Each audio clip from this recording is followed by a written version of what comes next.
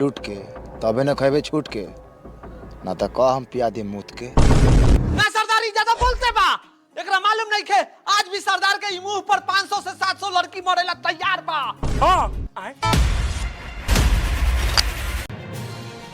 नमस्कार दोस्तों, हम आज बात करने वाले हैं comedy star reels star Mani Meraj के बारे में, जो कि पूरे बिहार में अपना जलवा कॉमेडी के साथ धमाका करते हुए उभरता हुआ कलाकार हर पब्लिक को हंसाते रहते हैं। इससे पहले कि चैनल पर आप नए हैं तो चैनल को सब्सक्राइब जरूर कर दें। आप सबको बता दें कि खेसारी लाल पवन सिंह को जैसा ये मनी मिराज पूरे बिहार में अपना एक अलग अंदाज में पहचान बनाकर एक से बढ़कर एक 30 मिनट का मूवी बनाकर सभी के दिलों पर राज करने वाले मनी मिराज आज कमाल कर रहा है।